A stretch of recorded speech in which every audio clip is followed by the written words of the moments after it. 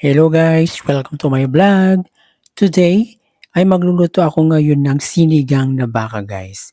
So ito yung aking baka, nahugasan ko na to guys. Ayan, so ribs ito guys. Meron akong sinarang dito na tubig.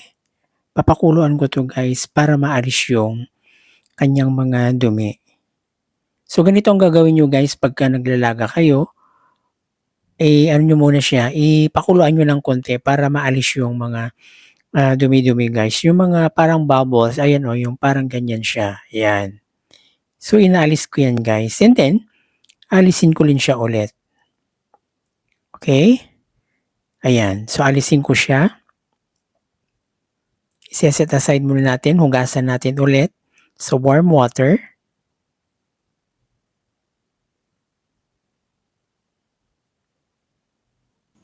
So, ito na guys. Ipi-pressure cooker na lang natin para mabilis lumambot.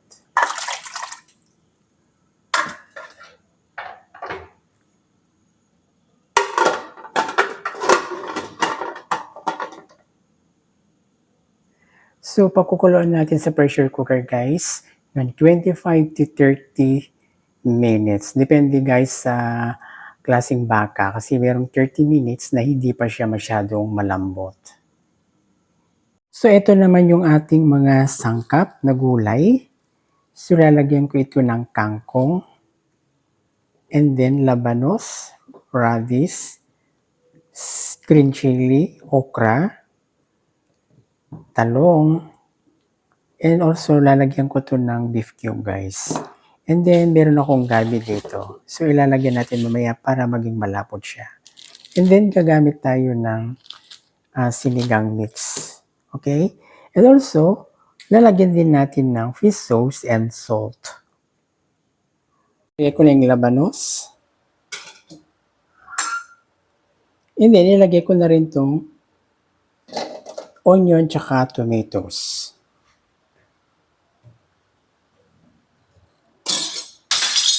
So, ilagay ko na tong sinigang.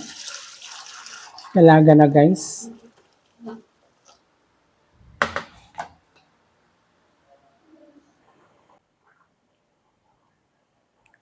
So, ayan. So, ilalagay ko na yung mga sangkap guys. Na vegetables, okra, tsaka yung sili.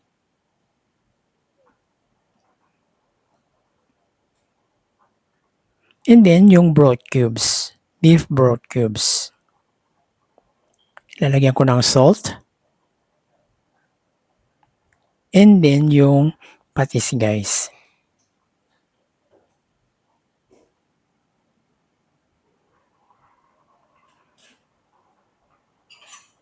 So, nakikita nyo guys, hindi ko na ipakita sa inyo yung gabi kanina.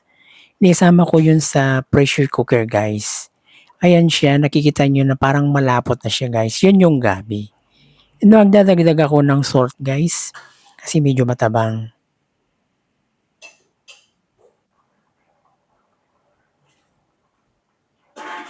Now, ilalagay ko na rin talong.